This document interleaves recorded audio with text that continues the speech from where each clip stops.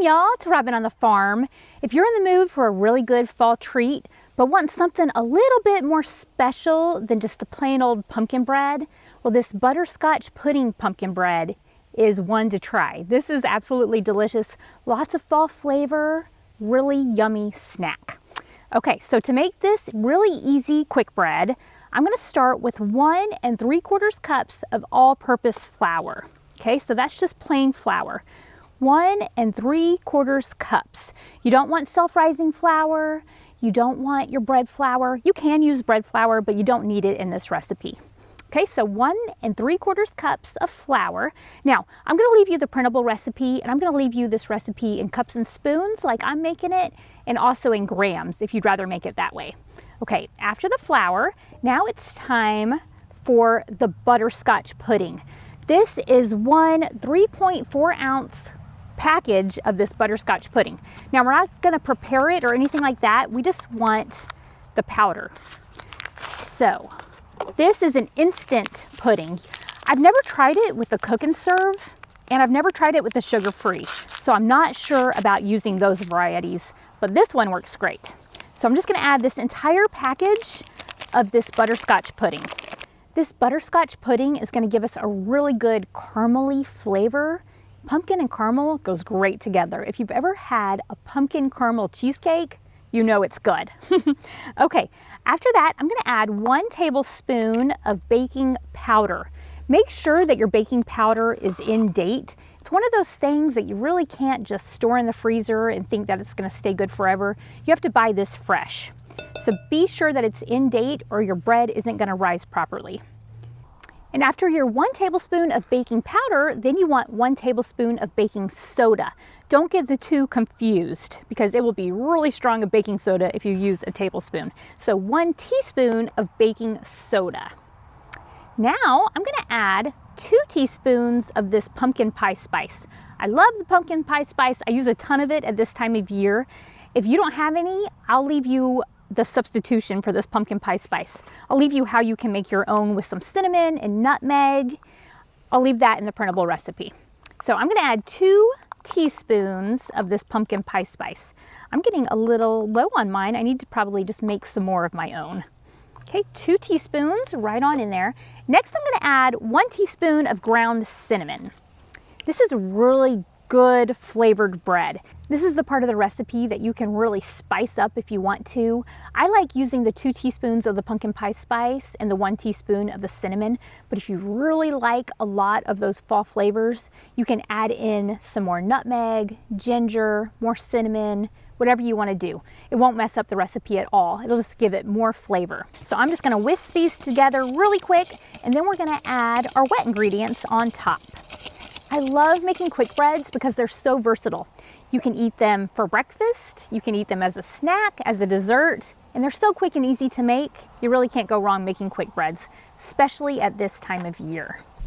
Now I'm gonna add the melted butter. This is 1 stick or 1/2 cup of melted butter. So I'm gonna add that right on in there on top of the rest of the ingredients. This is really an easy 1 bowl recipe. So 1 stick or 1/2 cup of butter right on in there. And after that, I'm gonna add 2 large eggs. Just gonna put them right on in there too. And to that, I'm gonna add 3/4 of a cup of packed brown sugar. This is light brown sugar. You can use dark brown sugar, and you can even use white sugar if you'd rather do that. Okay, so 3/4 of a cup of brown sugar. After that, it's time for the pumpkin. This is 100% pure pumpkin, not the pumpkin pie filling. This is just pure pumpkin puree. And I love this recipe because I'm gonna use this entire can. So many recipes call for 1/2 can, and then you're wondering what to do with the rest of it. I'm gonna use this entire can in this recipe. So this is nice and pumpkin-y. And pumpkin is so good for you. So I'm gonna add this entire can of pumpkin. Now, if you don't have a can this size, this is a 15-ounce can of pumpkin. If you don't have this size, you just have the really big ones, then you can use just a little bit less than 2 cups. 2 scant cups of pumpkin. 2 cups would be 16 ounces. You want about 15 ounces, so a little bit less than 2 cups. And that's already all of the ingredients that we need for this butterscotch pudding pumpkin bread. So I'm going to take this Danish dough whisk and I'm going to give this a really good mix. So I just took about a minute to mix up this batter really well. I just wanted to be sure there was no clumps of white dry ingredients in here, and they're really easy to see with this beautiful orange pumpkin color. Okay, now it's time to throw this batter into the loaf pan. I have my 8.5 by 4.5 inch cast iron loaf pan, and if you see inside, it's really shiny. I oiled this up really well with some coconut oil. Now, this recipe makes 1 loaf of this pumpkin bread. You can also make muffins out of this if you'd rather do that. You can make about 12 muffins out of this recipe. Okay, so I'm just gonna pour this batter into this loaf pan. Now, normally I use a loaf pan liner whenever I make quick breads.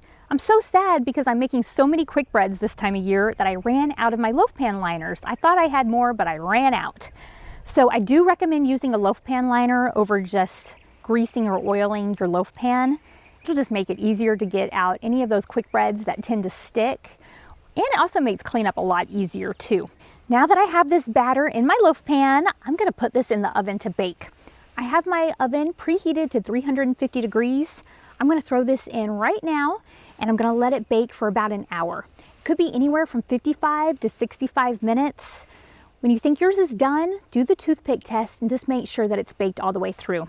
I will show you this amazing butterscotch pudding pumpkin bread in about an hour.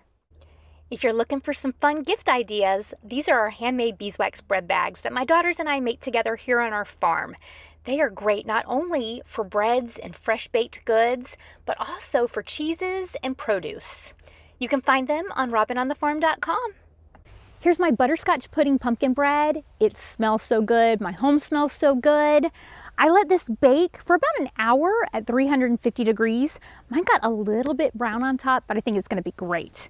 Now, normally I get this out of the oven and I turn it out of the loaf pan within about 5 or 10 minutes, but today's a little bit different. Today's my son's 19th birthday and he's in Scotland and he's gonna be there for the next 2 years. He got to call today, so he called right as I got this out of the oven. So I just let it sit there and I talked to my son for his birthday. So this has been out of the oven for about an hour now and I'm gonna go ahead and turn it out of this loaf pan now.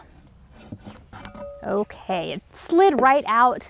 Be sure that you oil up or grease any kind of loaf pan that you use, or use those loaf pan liners like I totally recommend. Look at this. Doesn't this look good? Now, the great thing about waiting to get it out of the loaf pan and just letting it sit on my countertop is it's time to go ahead and slice into this bread and take a bite. It smells so good. It smells like pumpkin bread, but with a little something extra. It smells a little bit like caramel. So I'm gonna just slice into this and take a bite because I cannot wait any longer. The texture looks perfect. It looks moist. It looks really good. Now, I forgot to mention, you can get creative with this bread if you want to. If you want even more butterscotch flavor, you can add those butterscotch chips. That would be really good. You can do cranberries, raisins. I mean, you can add nuts. So much you can do with this bread, but I'm gonna go ahead and take a little bite. The butterscotch pudding gives it such a nice flavor, and also it gives it a really kind of a creamy texture that I just think is phenomenal. I think it's really, really good. I'm gonna slice another piece, get into the middle a little bit. This is nice and substantial. It's not falling apart on me. Look at that. But it's still very, very moist and very, very good. This looks fantastic. Now, this is great to go along with your eggs for breakfast, or just a midday snack or a dessert. So good. You can make a glaze to go on top if you want to, but I definitely recommend this recipe. I'm gonna leave the printable recipe down in the description. Print it out, make this bread, share the recipe. This is a great holiday bread if you give neighbor gifts. This one's just a little bit different than the normal pumpkin bread, and I think you're gonna like it. So give this a try and let me know what you think about it. Thanks so much for being here with me on Robin on the Farm. I'll see y'all next time.